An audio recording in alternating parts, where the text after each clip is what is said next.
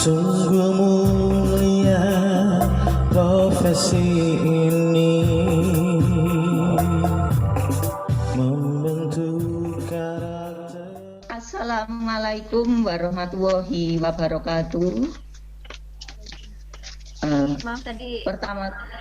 Pertama-tama marilah kita panjatkan puja syukur kehadirat Allah Subhanahu wa Ta'ala, biarpun dengan perjuangan kita semua di sini peserta Vikon dan penyelenggara Vikon di room kami bisa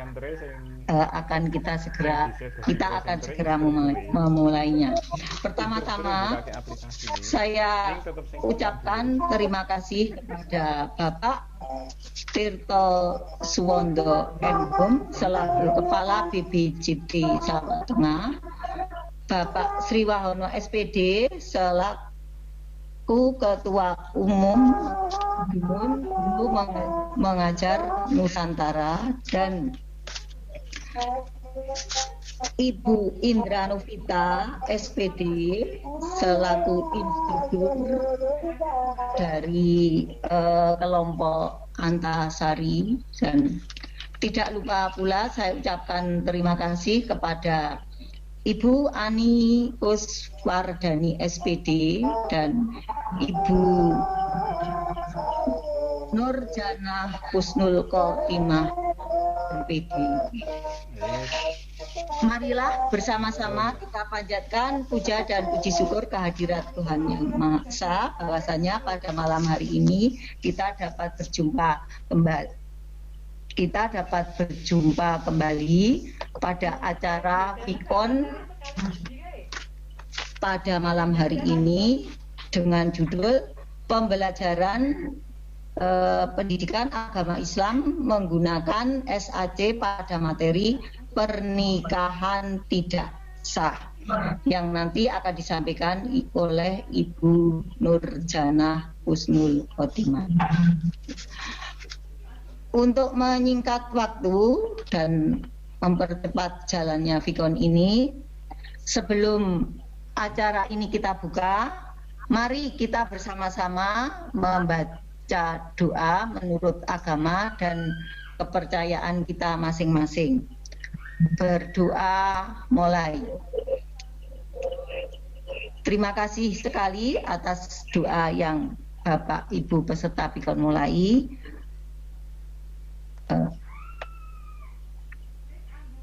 Selanjutnya waktu saya persilahkan kepada Ibu moderator, yaitu Ibu Ani Kuswardani SPD. Monggo, waktu secukupnya saya persilahkan.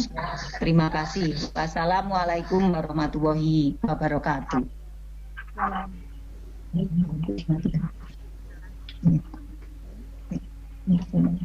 Nuwun Ibu Dwi Suprapti. Assalamualaikum warahmatullahi wabarakatuh. Selamat malam Bapak Ibu guru hebat semuanya yang sudah hadir di roomnya Bu Dwi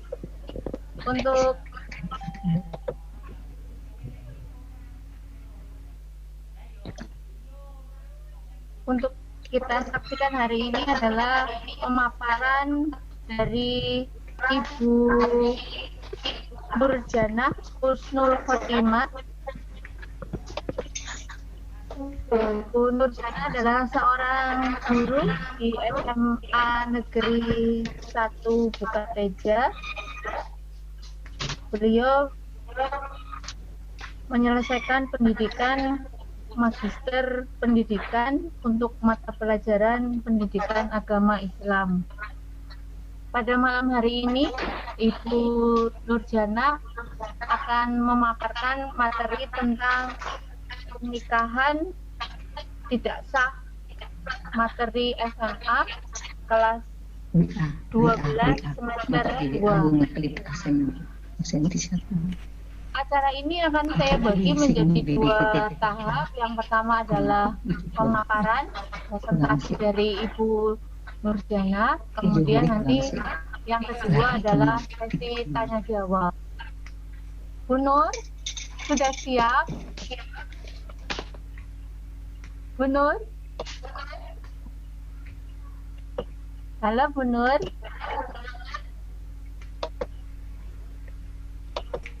Bu Nur malah hilang suaranya ini. Terpental. Sinyalnya jelek. Ibu Nur. Nggih, mohon maaf tadi Nah, ganti wifi. sudah siap. Iya, Ibu Nur sudah siap. Jangan tegang sampai ada. Monggo. Insya Allah sudah Ibu, siap. silakan. Mohon maaf ini kendala teknis sekali. Iya. Nggak apa-apa Bu. Ayo Bu, semangat. Monggo silakan. Saya Nggih. berikan waktu presentasi secukupnya. Nanti setelah itu tanya jawab. Monggo Ibu. Nggih, terima kasih atas waktu yang diberikan. Assalamualaikum warahmatullahi wabarakatuh. Alhamdulillah. Alhamdulillahilladzi arsala rasulahu bil huda wa na'udzu billahi min syururi anfusina may yahdihillahu fala mudhillalah wa la yudhlilhu fala hadiyalah. Asyhadu an la ilaha illallah wa asyhadu anna Muhammadan abduhu wa rasuluh. Amma ba'du. Salawat serta salam semoga selalu tercurah kepada junjungan kita Nabi besar Muhammad sallallahu alaihi wasallam. Semoga warisan keilmuan beliau mewaris kepada kita dan anak cucu kita. Sebelumnya saya sampaikan terima kasih kepada Ibu Iin ya yang selalu dengan sabar untuk membantu. Kemudian Ibu host Budwi dan Bu moderator Ibu Evi dan rekan-rekan semuanya. Mohon maaf ini masih belajar terutama hal IT jadi mohon bimbingannya. Untuk materi yang akan saya sampaikan pada kesempatan kali ini adalah tentang pernikahan di dalam Islam. Karena itu sangat luas, maka saya lebih fokus lagi yaitu tentang pernikahan yang tidak sah. Bisa dilanjut untuk ininya Bu Iin, masuk ke kontennya. Sebelum saya menjelaskan tentang pernikahan yang tidak sah, kita mengetahui bersama tentang arti dari sebuah pernikahan. Apa itu nikah? Nikah adalah mengumpulkan, menggabungkan, atau menjodohkan.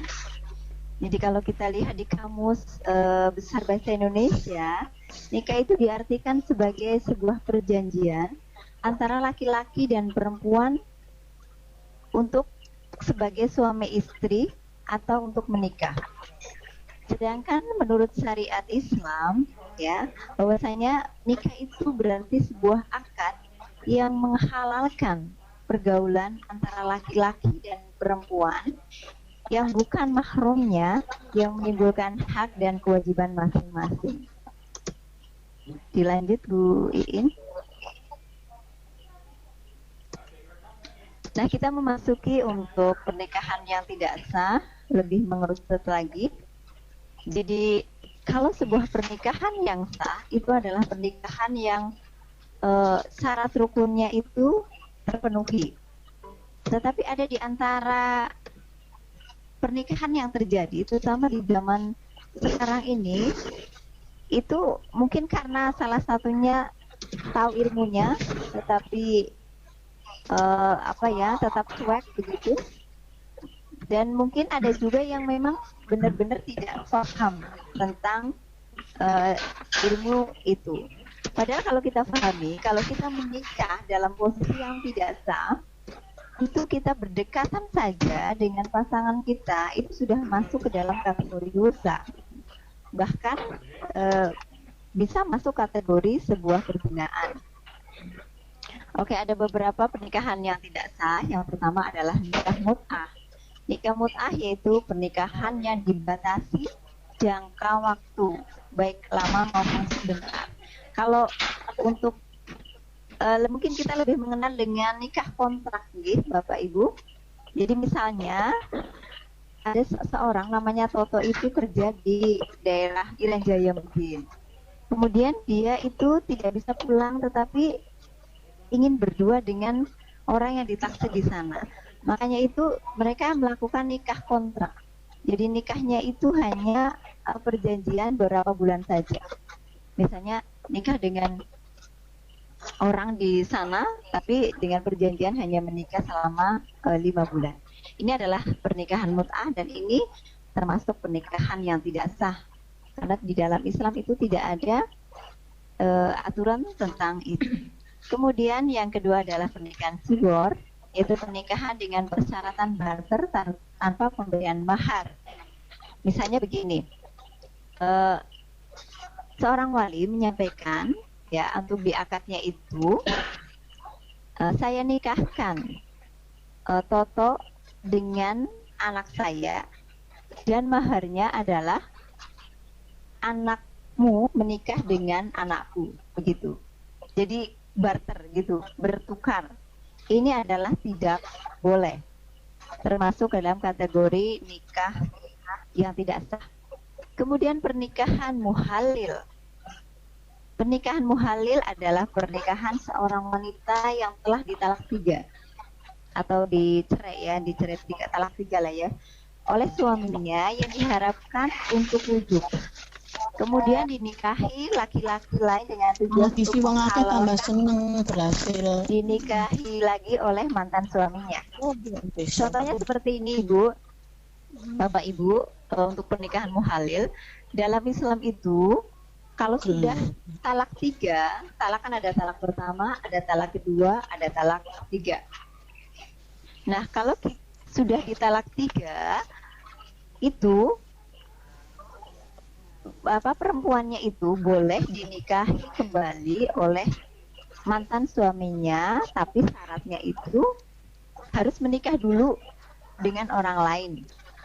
Itu kalau sudah talak 3. Makanya hati-hati Bapak Ibu, kalau misalnya lagi marahan nih sama pasangannya itu, terutama yang laki-laki, jangan apa-apa mudah aku cerai kau gitu. Jangan.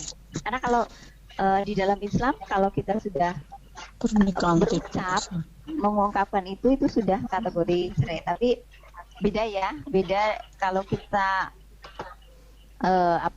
komparasikan dengan aturan yang ada di Indonesia. Kalau di Indonesia tetap yang namanya bercerai adalah yang tertara di pengadilan agama. Jadi untuk talak pertama ya harus tercatat, talak kedua ya tercatat, kemudian talak 3 itu pun tercatat. Nah, kalau sudah mencapai pada talak 3 ini berarti rujuknya itu agak susah, Bu. Mantan istrinya itu harus menikah dulu dengan orang lain. Nah, yang disebut dengan pernikahan muhalil itu tadi, itu apabila sudah cerai gitu ya, pokoknya udah nggak cinta banget nih sama kamu begitu. Akhirnya sudah sampai pada talak 3, tapi tiba-tiba setelah itu muncul cinta lagi, sehingga ingin menikahi. Oh, ternyata istriku baik banget ya gitu, suamiku gini ya, ingin berdekatan kembali. Nah, makanya mereka itu berusaha mencari jalan bersandiwara bagaimana caranya untuk menikah kembali. Bahkan kadang janjian sama istrinya, udah kamu nikah aja tuh sama si Parjo gitu ya, tapi jangan sampai disentuh, jangan sampai apa, nanti setelah itu kamu langsung cerai. Nah, inilah yang dinamakan dengan pernikahan muhalil. Jadi pernikahan yang seharusnya sudah talak 3 ingin rujuk kembali, seharusnya menikah lagi dengan orang lain, menikahnya dengan dengan yang alami, bukan sandiwara. Kalau muhalil ini dengan sandiwara, ini yang tidak boleh. Jadi kalau yang boleh itu perempuannya itu menikah kembali sampai melakukan hubungan badan suami istri begitu ya, dengan suaminya yang baru itu. Kemudian ada persoalan begitu, akhirnya cerai alami, baru sesudah cerai melalui masa idah baru yang mantan suaminya lama itu boleh masuk kembali. Tapi kalau hanya sandiwara, ini yang termasuk tidak sah atau pernikahan muhalil. Kemudian pernikahan orang yang sedang ihram. Jadi orang yang sedang ihram maupun sedang haji itu tidak boleh menikah di sana. Jadi kalau mau haji atau ihram, fokus aja haji atau haji ya. Dalam haji itu kan ada ihram gitu ya. Itu tidak boleh. Jadi kalau misalnya mau haji ya fokus haji saja, nanti nikahnya itu di rumah begitu. Kemudian next Bu In, mohon maaf.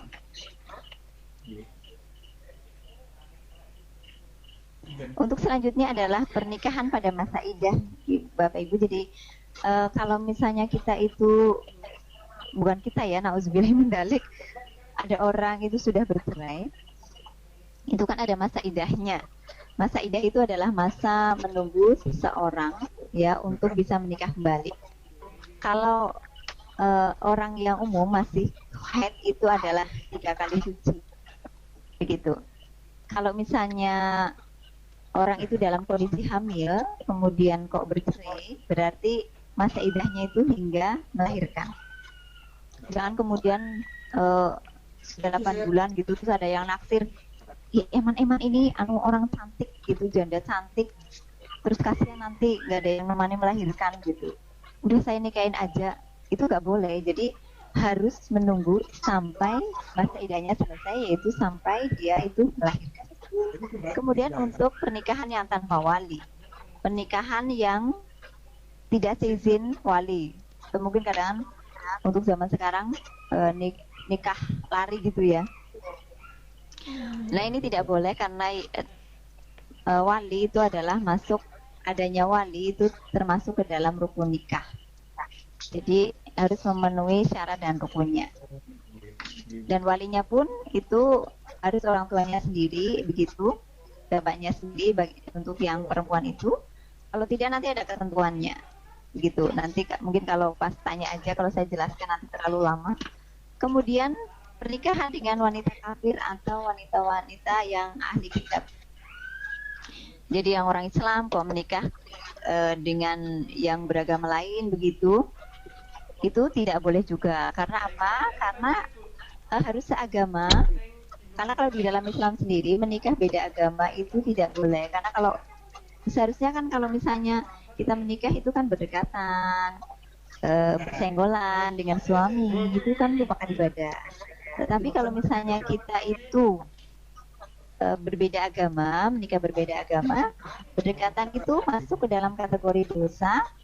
Apalagi kalau sudah masuk sampai berhubungan badan, itu adalah termasuk kategori zina.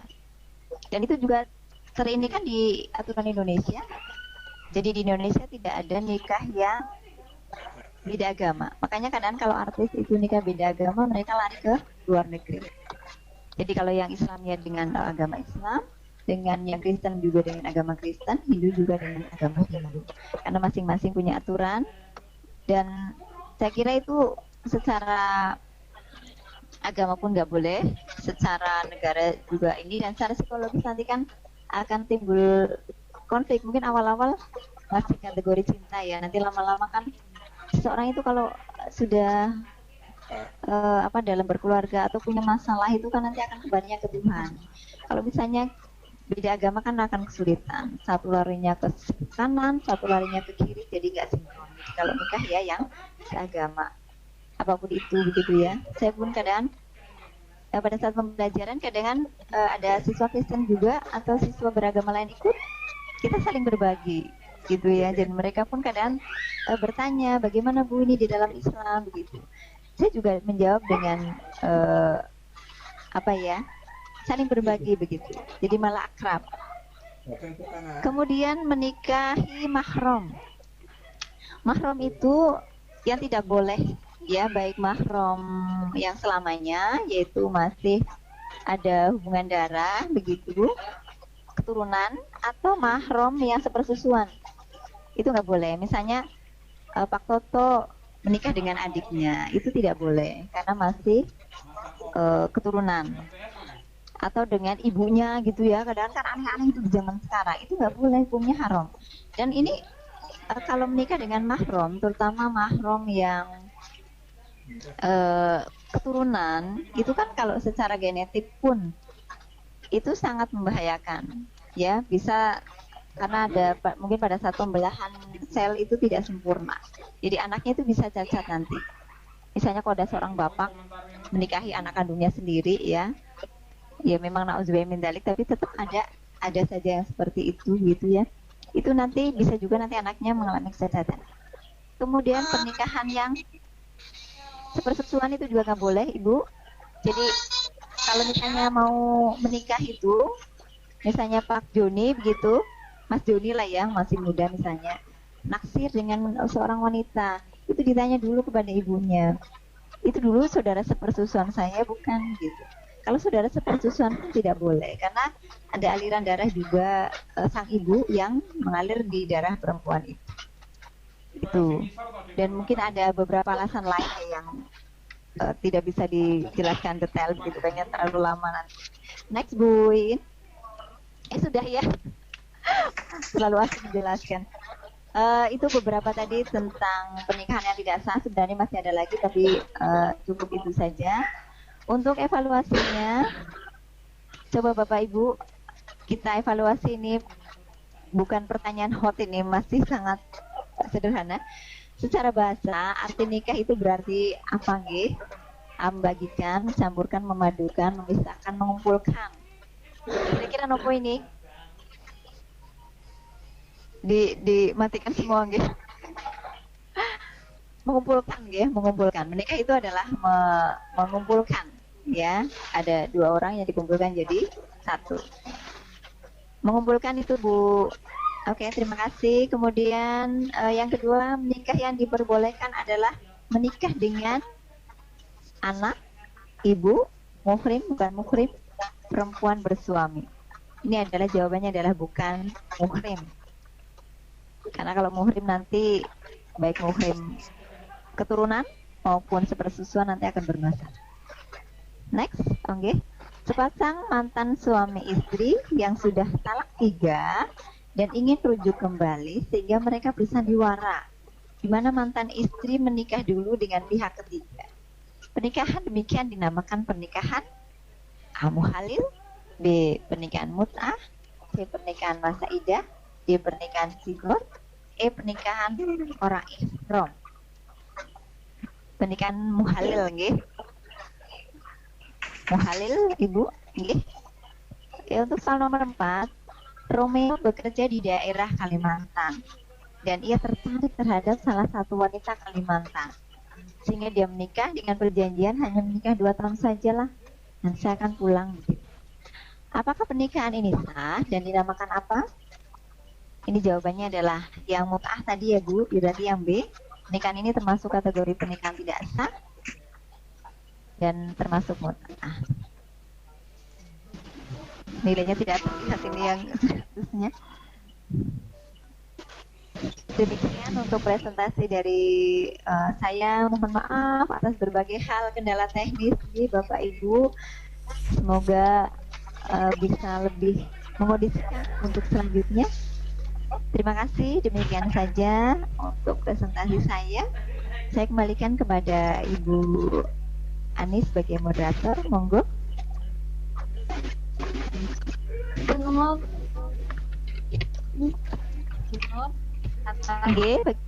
Keterangannya.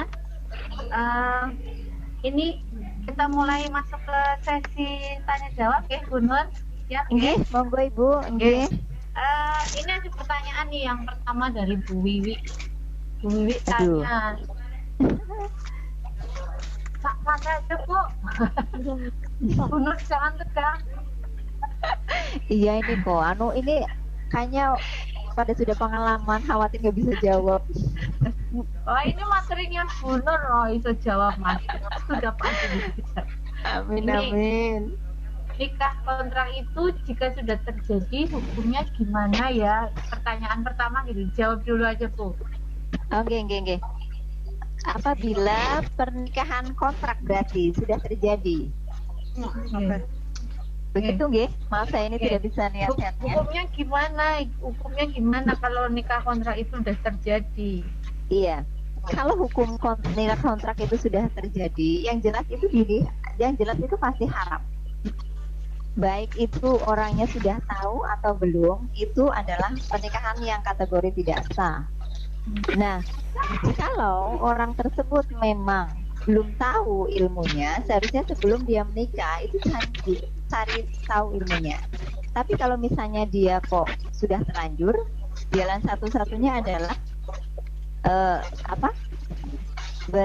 Selesaikan dengan baik. Misalnya kok sudah terlanjur nikah kontrak, berarti ya dia harus bertobat.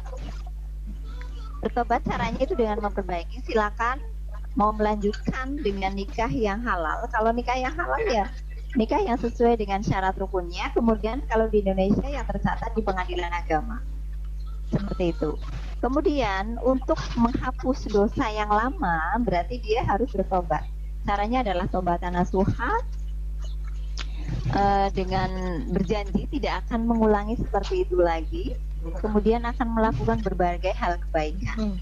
Begitu. Karena kita termasuk di negara Indonesia, gitu. Karena kalau kita di negara Islam itu kalau sudah masuk kategori pernikahan yang tidak sah, termasuk ada perzinahan dan sebagainya, itu nanti hukumnya itu adalah kalau yang misalnya ini masuk ke dalam yang berzina itu adalah melakukan hubungan suami istri tapi di luar pernikahan. Kalau orangnya itu sudah menikah berarti dia itu berzina selingkuh gitu ya. Selingkuh udah menikah itu adalah kalau di negara Islam itu adalah dirajam. Kalau dirajam itu orangnya ditanam itu dia di tempat misalnya di sebuah lapangan gitu, tempat yang luas, dia dikubur hanya kepalanya yang kelihatan. Kemudian semua orang yang di situ itu pada datang dan melemparinya dengan batu hingga meninggal. Itu baru terkurangi dosanya, tapi baru terkurangi bungi di akhirat belum tahu begitu, tapi sudah terkurangi. Walau alam nih untuk itu. Jadi kemudian untuk menggantinya dengan hal-hal yang baik.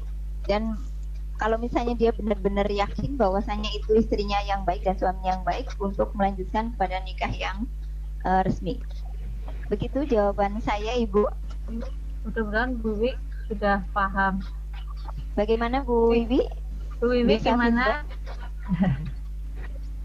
Ini ada pertanyaan yang kedua dari Bu Wiwi juga ini, Bu. Oh, nggih. Itu yang Bu Wiwi untuk yang jawaban saya yang pertama bagaimana? Ada respon balik tidak? Nggak ada ya? Belum. Oh.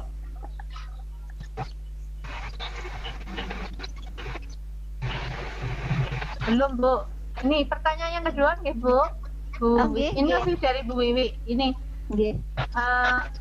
Pernikahan muhalil, si perempuan mau nikah dengan mantan pasangannya, tapi belum nikah dengan orang lain. Ini gimana, Bu?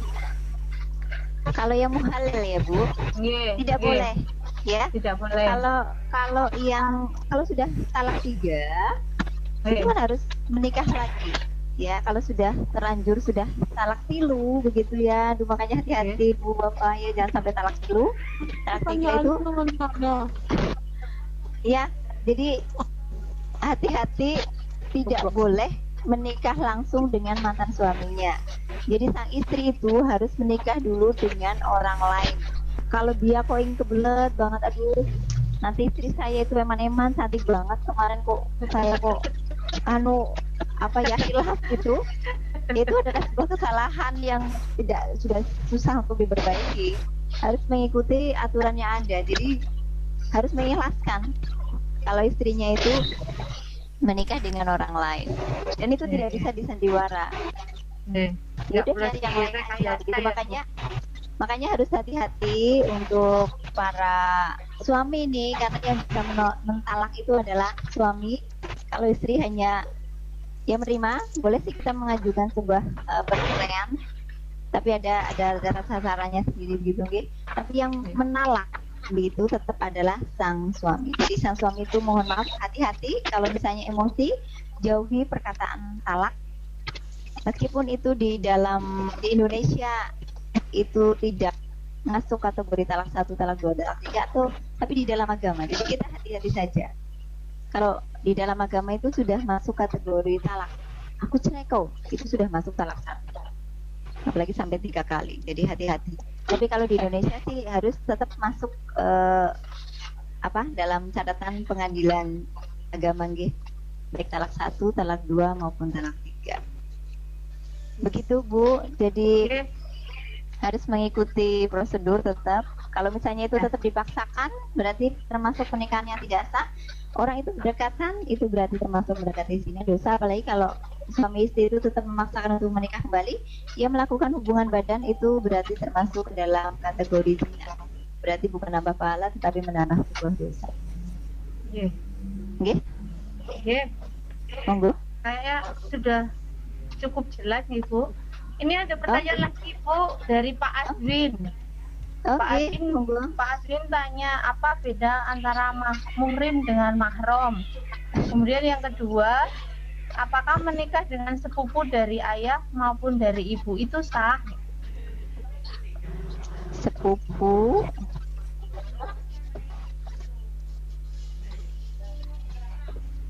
Perbedaan muhrim dengan mahram, kemudian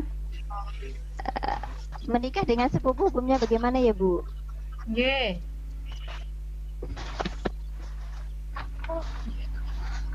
Menikah dengan sepupu, oke. Muhrim dan mahram itu sama, hanya perbedaan secara bahasa Arab saja ya Bapak, Ibu. Secara bahasa Arab itu kan ada kayak misalnya kayak hadirah begitu ya, ada perbedaan itu secara bahasa saja perbedaannya, tapi ininya sama. Nanti bisa menambah ini yang ahli dalam bahasa Arab ini, bisa mungkin ada temannya bisa menambahkan untuk yang dalam pintar bahasa Arab. Jadi perbedaan bahasa saja antara muhrim dengan mahram, tapi intinya adalah sama. Kemudian yang kedua adalah menikah dengan sepupu. Sepupunya ini dilihat Bapak Ibu, apakah sepupunya ini yang perempuannya itu termasuk ke dalam wali nikah. Kalau misalnya termasuk kategori yang sebagai wali, ya tidak boleh. Menarik. Yang laki-lakinya itu masuk ke dalam, bisa sebagai wali nikah bagi perempuannya, itu tidak boleh.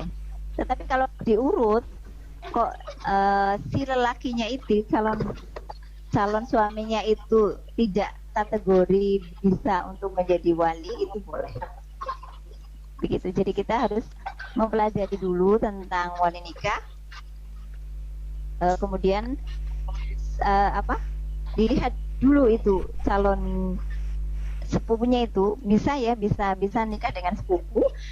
Yang penting itu sang laki-lakinya ini tidak bisa menjadi wali untuk si perempuan. Kalau misalnya yang laki-lakinya itu secara kalau diurutkan kembali itu ternyata masih bisa menjadi wali bagi si perempuan yang akan dinikahinya, itu berarti tidak boleh. Begitu Pak Aswin. siapa? Pak Aswin. Nggih. Lagi Pak Aswin. Ini banyak pertanyaan Bu. Oh, banyak pertanyaan. Oh nggih. Jadi ini materi asik nih. Lagi. Ini ada lagi. Jika Jika seorang pria nikah dengan mu'alaf, kemudian setelah menikah gadis itu kembali murtad, bagaimana hukum pernikahannya? Oh iya, betul. Terima kasih atas pertanyaannya. Ini untuk anak-anak SMA juga kadang begitu ya, karena mereka itu kadang jatuh cinta dengan beda agama begitu ya. Makanya itu Ibu, kalau diwanti-wanti, kalau misalnya terutama di Indonesia ini, kalau menikah ya dengan seagama. Misalnya kok ada yang tadinya beragama lain, kemudian dilihat dia benar-benar enggak. Saya yakin bukan hanya di Islam saja, tetapi di agama lain, mungkin di agama Kristen pun seperti itu, di agama Hindu pun seperti itu. Ini kalau misalnya dia benar-benar perempuannya itu kayak kasusnya anaknya Arifin Ilham. Siapa itu ya? Namanya? Ini. Siapa ya Ibu ya? Arifin ya, Alvin itu kan menikah dengan kalau nggak salah awalnya, tapi itu memang dipandu betul oleh si. Sebentar Ibu, baterai saya mau habis, saya ngecas. Ini materinya menarik, jadi yang tanya banyak, harus sabar nih. Oke Ibu, kembali lagi. Tadi sampai mana ini? Anaknya anaknya Arifin Ilham. Oh iya, mohon maaf. Anaknya Arifin Ilham itu kan agama lain begitu, nggih, tetapi diawali dengan diskusi. Arvin itu dengan si istrinya itu, lupa saya namanya ya, misalnya namanya Titi begitulah ya. Lah, itu tuh diawali dengan sharing, perdebatan begitu ya. Kemudian akhirnya si perempuannya itu, kalau nggak salah, mohon maaf, Cina apa ya, dia tertarik begitu untuk masuk ke Islam. Kemudian, tapi benar-benar ya dipandu, makanya kemudian sama Arifin Ilham, kalau misalnya kamu benar-benar pengen masuk Islam dan fokus benar-benar mau mempelajari Islam gitu, makanya dipandu begitu ya sama si bapaknya itu, sama si Arvin juga. Akhirnya dengan dilihat keteguhan hatinya, ternyata seperti itu, si Titi itu ingin mempelajari tentang Islam, makanya kemudian dinikahkan gitu untuk menjaga. Dan itu ternyata malah membawa saudara-saudaranya juga untuk masuk Islam, kalau nggak salah ibunya atau mbahnya atau siapa gitu ya, akhirnya masuk ke situ. Jadi diniatkan dulu, itu memang benar-benar cinta terhadap agamanya gitu, bukan cinta karena pandangan pertama atau apa. Terus yang penting nggak apa-apa beda agama, tetapi aku cinta banget deh, udah cinta banget begitu. Nah ini yang nggak boleh, apalagi kalau udah syaratnya kamu pindah agama dulu gitu, tapi landasan dasarnya dia itu tidak punya, ini nanti akan yang berbahaya. Ini kasus yang sering terjadi, baik para artis ataupun orang-orang biasa begitu ya. Nah itu yang tidak boleh seperti itu, nanti dia akan kembali. Kasus yang terjadi di artis-artis kan banyak seperti itu. Mereka hanya cinta buta atau cinta apa itu ya, maunya hanya dengan kamu seorang lah ya, saya ingin menikah begitu. Ya udah aku pindah agama. Setelah pindah agama, oh awal itu indah begitu ya, karena kategori masih belum ada problem. Nanti kalau sudah punya anak, tergoda oleh will-pill begitu ya, itu kan sebenarnya yang menyatukan adalah agama. Bagaimana tingkat keimanan kita. Kalau misalnya beda agama, kalau misalnya dia masuk Islam, awalnya adalah mungkin agamanya Hindu atau apa, dia kan otomatis karena dia mempelajari awalnya adalah agama Hindu misalnya nih ya, nanti dia akan kembali ke agamanya karena dia lebih memahami itu ya. Kalau misalnya kembali ke Islam, loh dari kecil itu bahasnya tidak Islam ya, makanya dia kalau ada masalah apa, dia akan totalitas ke agama yang semula. Inilah yang akan menjadikan sebuah persoalan nantinya ya, apalagi kalau dia sudah kembali ke agamanya, itu berdekatan lagi dengan suaminya itu sudah masuk ke dalam kategori zina begitu Bu. Makanya kalau misalnya kemudian keluar agama gitu, misalnya sudah menikah kemudian keluar agama, dipertegas tetap di agama semula atau kembali lagi begitu. Dan itu sudah sangat jelas sekali bagaimana harus diputuskan hukumnya. Dia mau telaten begitu ya, karena itu kan kalau hukum jelas seperti itu. Tapi untuk masuk ke dalam proses hukumnya itu kan perlu perlu belajar dan sebagainya. Mungkin ditatar dulu, didekati dan sebagainya. Ternyata kalau didekati tetap susah, dia semakin kuat ke agamanya, ya mungkin harus ada ketegasan begitu. Karena di luar sana juga banyak yang bisa dibimbing lagi. Aduh, ngeri ya kalau kayak gini ya. Jadi hati-hati Ibu, kalau misalnya Bapak Ibu kalau misalnya menikah ya dari awal memang kalau kita tidak bisa membimbing ya, kalau Arifin itu memang bisa membimbing betul istrinya untuk tetap belajar agama Islam gitu ya. Tapi kalau misalnya sang lelaki aja pas-pasan ilmu agamanya, ya nyari yang seagama aja yang bisa saling mengisi gitu, daripada nanti terjadi persoalan yang bergesekan dengan hukum. Itu kan susah ya. Mungkin kalau kita tetap masakan bersama itu hanya hukum dunia saja ya yang itu, dan kalau di Indonesia kan tidak ada hukum itu, urusan-urusan sendiri. Tapi yang paling menakutkan itu adalah hukuman di akhirat nantinya. Jadi hati-hati, memang tidak terlihat sih hukumannya, tidak langsung dipenjara dan sebagainya. Begitu kalau hukuman akhirat, tapi ada beberapa kisah nih tentang hukum akhirat begitu ya. Tapi kalau diceritakan nanti lama. Kalau anak-anak saya sih sangat suka ibu cerita begitu. Tapi kalau di sini cerita kayaknya sudah dapat ini, kayaknya bapak ibu sudah lebih hebat dari saya. Begitu ibu. Oke, moga-moga nih pertanyaan dari Pak Aswin sudah lengkap. Tapi ini Pak Aswin sudah jawab. Baik Bu, terima kasih. Nah, berarti sudah jelas. Ini Terima ada kasih, pertanyaan Gita. lagi. Nanti bisa disambung kalau ibu gimana ibu? Ada pertanyaan lagi nih Bu. Oke. Nyambung ya. Ini dari Bu Neneng. Kalau Bu Neneng tanyanya bagaimana dengan pernikahan siri? Terus lanjut lagi Bu, ini Bapak apa Ibu RID nih?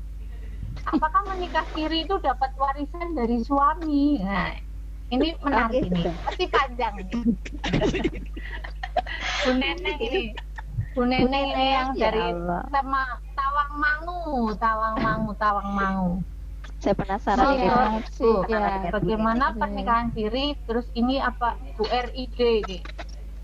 Apakah nikah siri dapat warisan? Nah, ini. Iya, terima kasih atas pertanyaannya Bu Neneng. Untuk pernikahan siri, siri itu adalah berarti diam-diam. Jadi ada pernikahan yang resmi, pernikahan yang kenapa kita harus bisa membedakan antara pernikahan yang tercatat di pengadilan agama, berarti nikah yang biasa itu adalah nikah yang tercatat di pengadilan agama ini aman. Yang tidak aman adalah pernikahan siri atau pernikahan sir. Pernikahan siri ini adalah syarat rukunnya biasanya terpenuhi. Kalau di dalam agama itu halal, boleh. Tetapi kalau di Indonesia itu tidak boleh. Karena pernikahan siri itu tidak tercatat di pengadilan agama. Nah, ini yang sering disalahgunakan. Meskipun di dalam agama itu boleh, tetapi kadang sama laki-laki, terutama ini ini, gimana? Kalau itu sangat disalahgunakan. Nah, Jadi kadang untuk menutupi perselingkuhan, menutupi apa, udah nikah siri aja begitu. Ini tidak aman lah ya. Kalau misalnya mungkin syarat rukunnya terpenuhi dan di dalam Islam itu diperbolehkan, tetapi di negara Indonesia itu tidak boleh karena tidak tercatat. Efeknya nanti sangat bahaya nih Bu efeknya. Itu kalau misalnya hanya melihat syarat rukunnya itu boleh di dalam agama, tapi yang tidak boleh adalah di dalam negara. Tetapi kalau sang laki-laki itu sudah penuh kebohongan, ya itu beda lagi di hadapan Allah, begitu nggih? Saya jawabnya cukup segitu aja. Kemudian efeknya nanti Ibu untuk pernikahan siri. Ini mungkin nyambung dengan pertanyaannya Bu itu tadi Bu RID Bapak ya. Apakah dapat warisan gitu ya Bu? Oke, betul. Ini nyambung untuk efeknya. Untuk pernikahan siri itu mudah untuk dicerai Bu. Jadi kalau pernikahan yang resmi kan kalau misalnya bercerai kan harus ke pengadilan agama nih, karena ada buku nikah dan sebagainya gitu, harus tercatat. Perceraiannya pun harus tercatat di mana? Di pengadilan. Kalau nikah siri itu gampang sekali dinikahnya Ibu. Misalnya hanya di WA saja, aku cerai kau, itu sudah cerai. Dan wanita tidak bisa menuntut, nggak ada bukti, atau lewat WA saja. Aku sudah nggak cinta sama kamu, tak cerai gitu, ya udah, nggak ada bukti. Meskipun orang itu perempuannya itu, ini loh ada foto nikahnya, sumpah ini Pak, sumpah. Itu adalah sebuah kesalahan. Jadi tidak tercatat di pengadilan agama. Makanya mudah sekali perempuan untuk dicerai.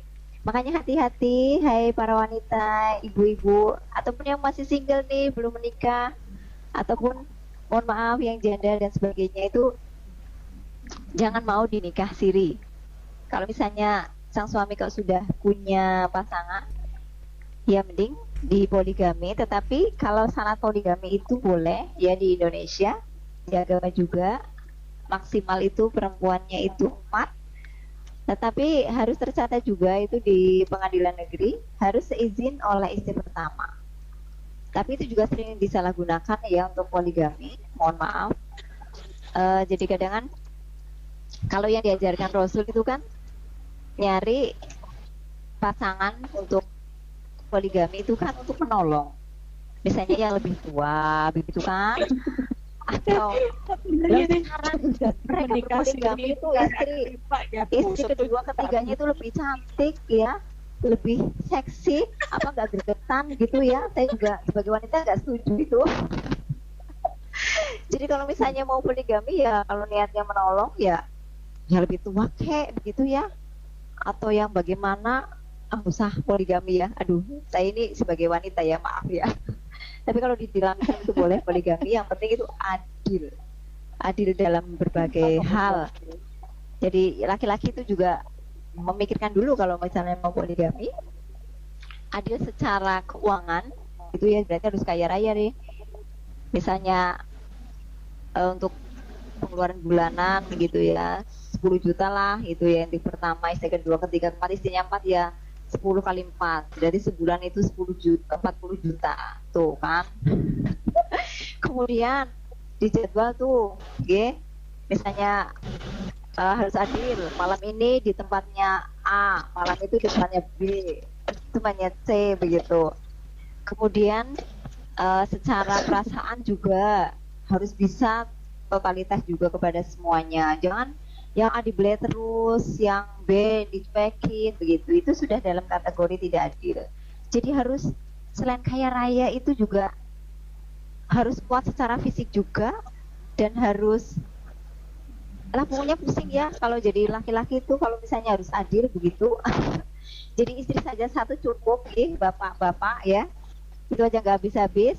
Makanya ibu-ibu jangan galak-galak biar suaminya itu betah.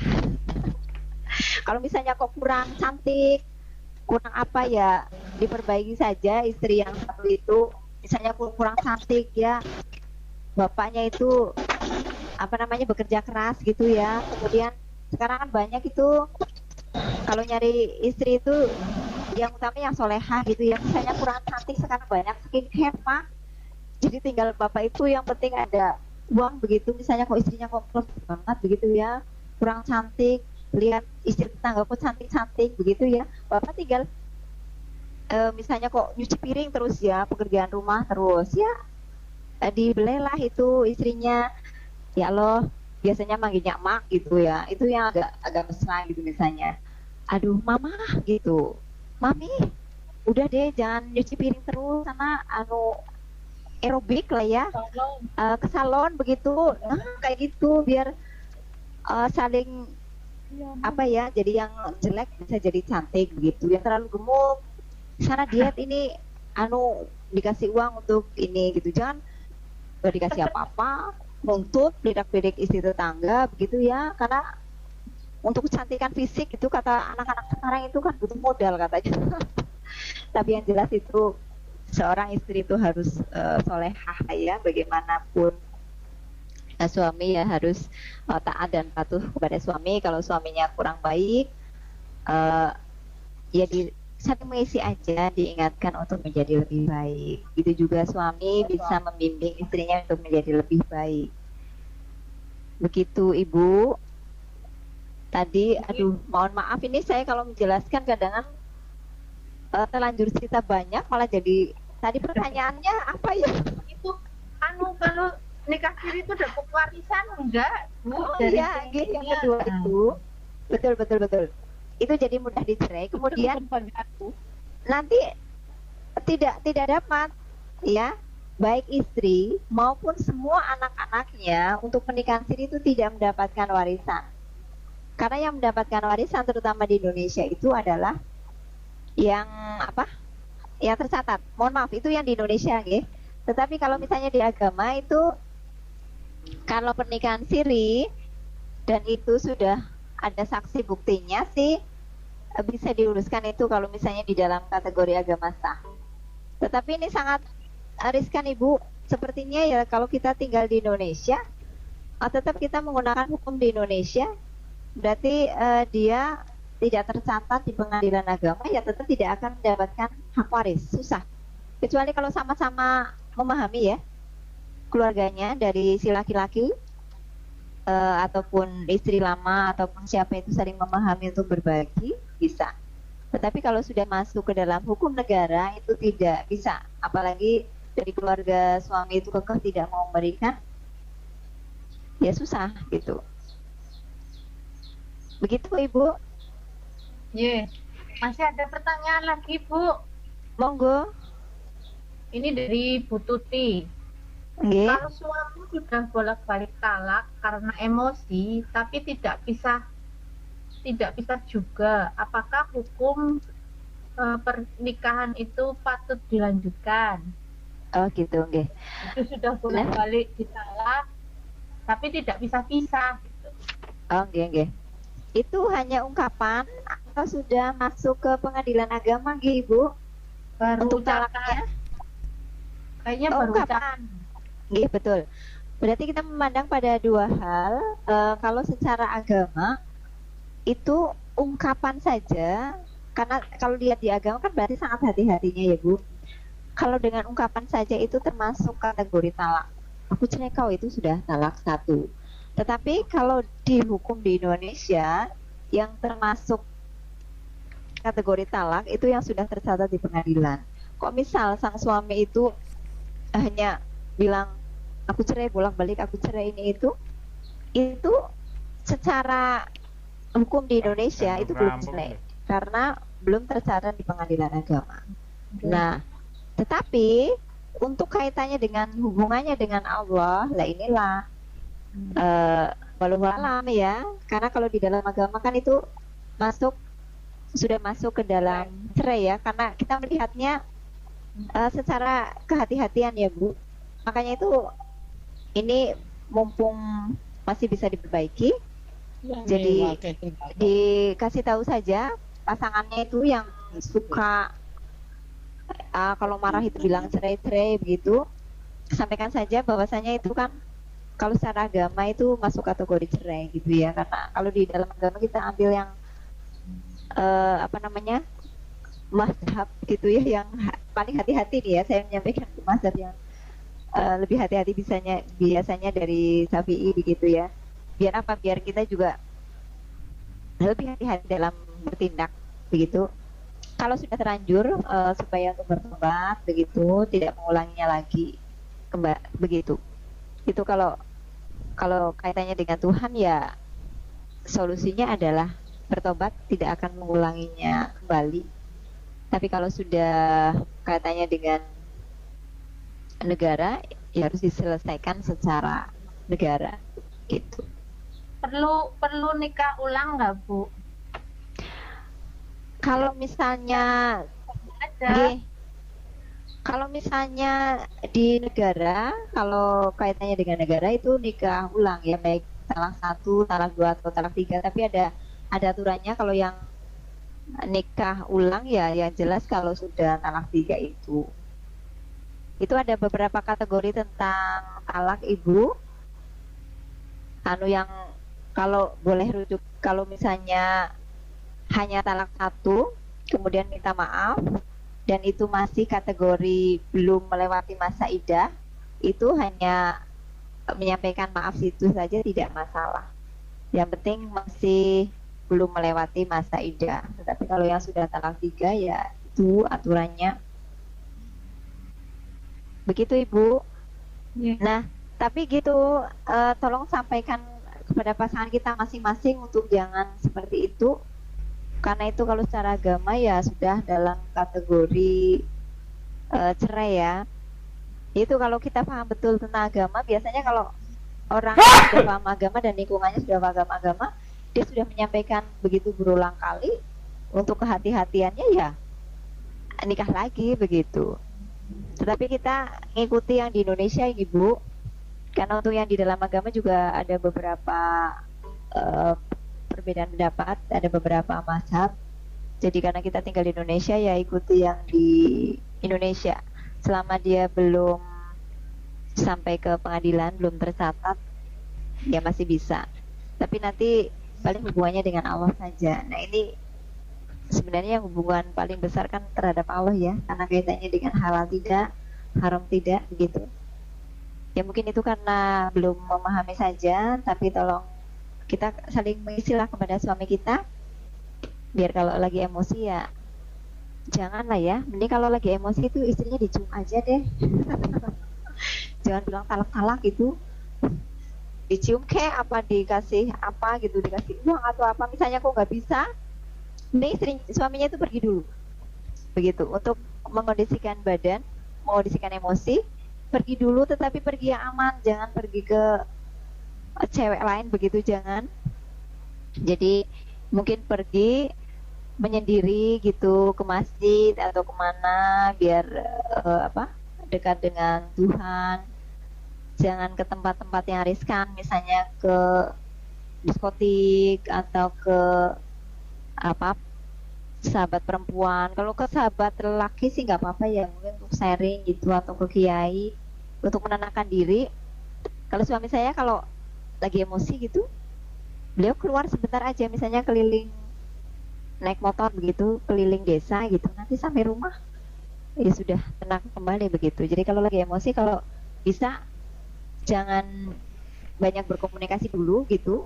Yang perempuannya juga kalau nggak bisa nahan emosi, mending diam. Karena kadang kalau udah emosi ya Bu, kadang apalagi perempuan itu kan pengennya ngomel aja gitu. Nah itu ditahan Bu, kalau suaminya sudah emosi yang mending diem begitu. Suami juga begitu, karena kadang nanti akan muncul kata talak dan sebagainya, bisa karena verbalnya perempuan itu yang kadang bikin emosi ya. Udah tahu emosi, suami lagi marah, dia tetap ngomong aja gitu, ngungkapin kejelekan, ya emosi, makanya kemudian muncullah kata talak itu. Jadi kalau lagi emosi yang penting banyak istighfar, diem, ambil air wudhu begitu. Atau kalau belum bisa sholat ya mending menenangkan diri masing-masing, kemudian nanti balik lagi dengan senyum. Begitu Ibu. Ya. Ini mungkin jadi pertanyaan terakhir ya Bu, karena ini sudah waktunya sudah Oke, monggo. Oke. Ini dari Bu Nini. Sebenarnya saya bisa sharing, apalagi kalau terbuka gitu, bisa feedback kan, jadi banyak ilmu yang saya dapatkan juga. Bagaimana Ibu untuk pertanyaan terakhir? Bu Nining ini, bagaimana caranya memilih jodoh yang baik menurut sudut pandang agama Islam? Oke Ibu, itu sudah ada aturannya. Yang pertama kan dilihat agamanya begitu, kemudian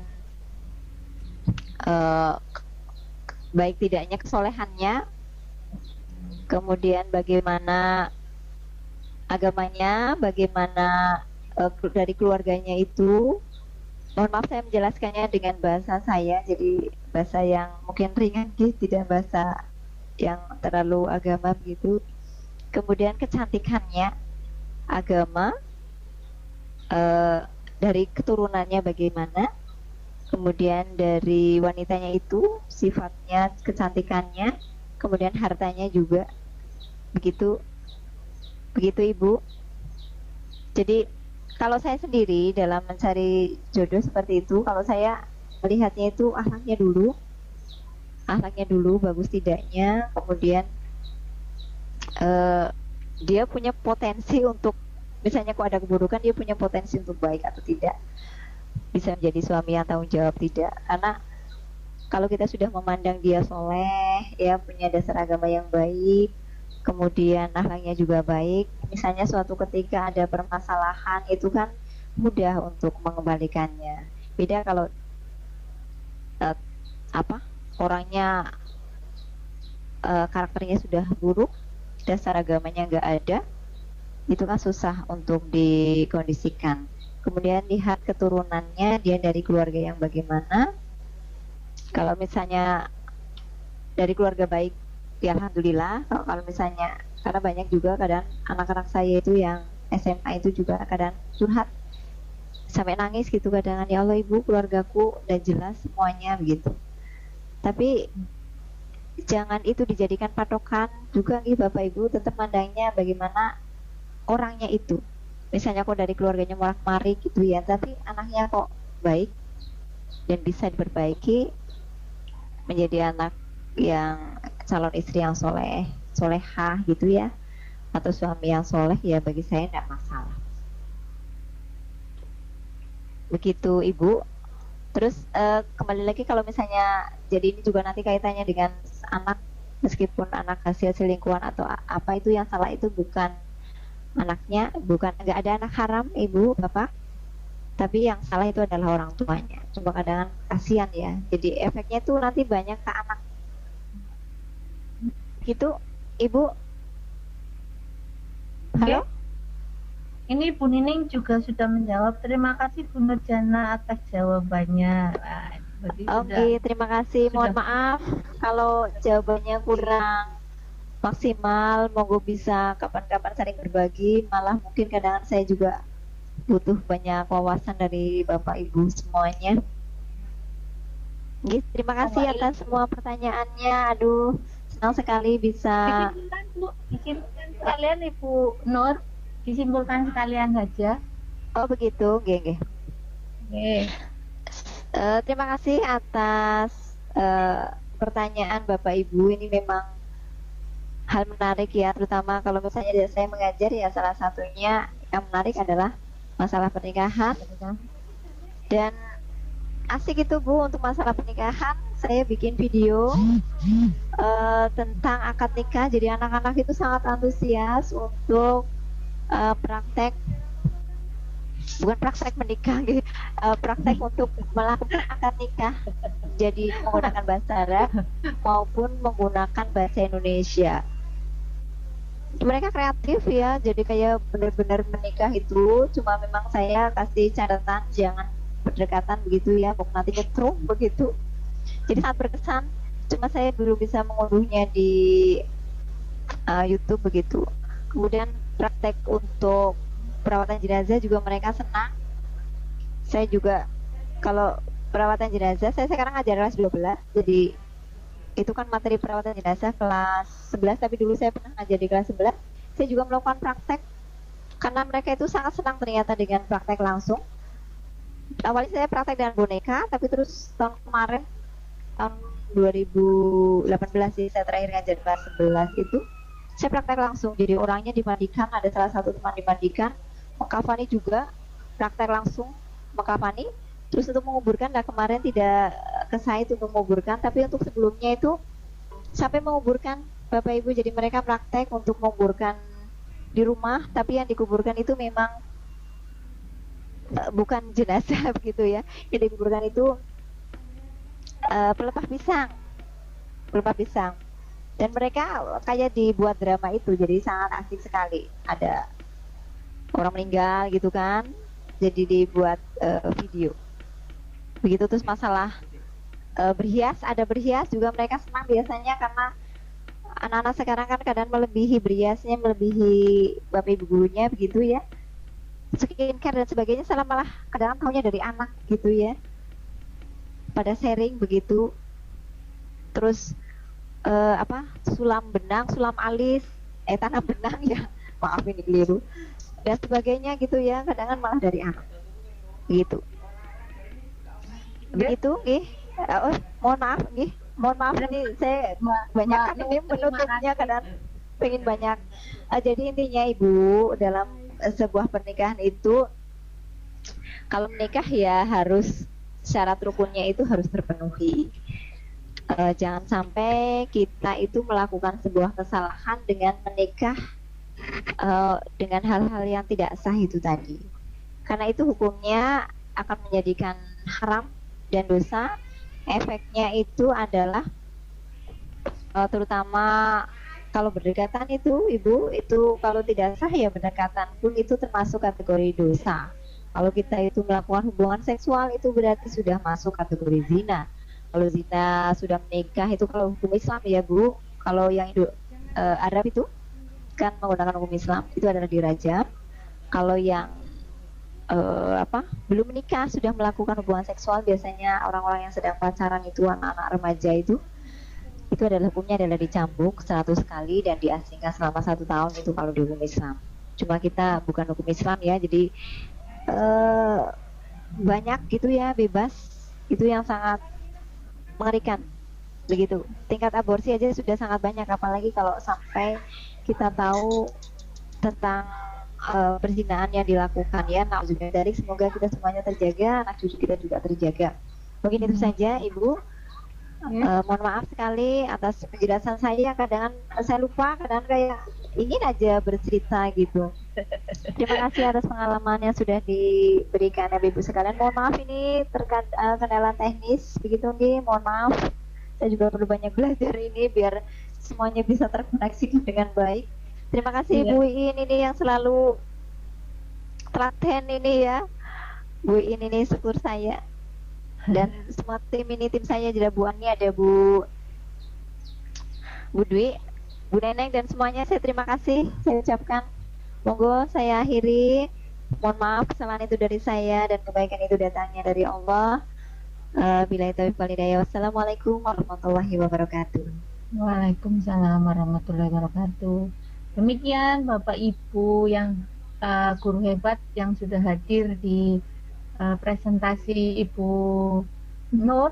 Wah, ini yang masuk banyak, yang tanya juga banyak, asik diskusinya. Wah, ini sudah 1 jam lebih nih pertemuan dengan Ibu Nur. Wah, mudah-mudahan besok ada lagi, mungkin ada lagi yang mau jadi masih mau presenter mungkin. Mudah-mudahan semuanya bisa lulus ya Bu Nur nih, Bu Nur. Amin, moga-moga berjuangnya keras banget ini.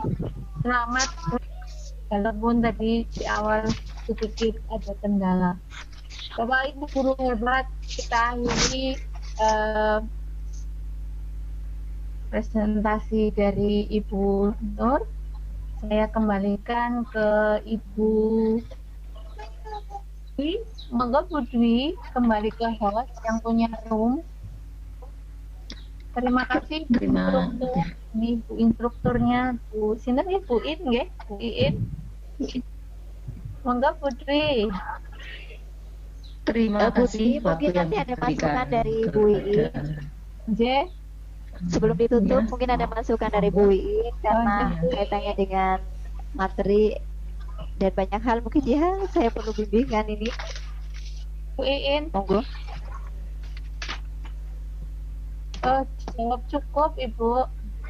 Oke, terima kasih. Bu Iin ngendikan sudah cukup. Terima kasih Bu Iin. Terima kasih sekali Bu Iin. Monggo Bu Dwi bisa ditutup. Assalamualaikum warahmatullahi wabarakatuh. Waalaikumsalam warahmatullahi wabarakatuh. Waktu yang diberikan kepada saya selaku host sebelum acara presentasi melalui Vicon pada malam hari ini yang disampaikan oleh Ibu Nur, saya tutup. Kami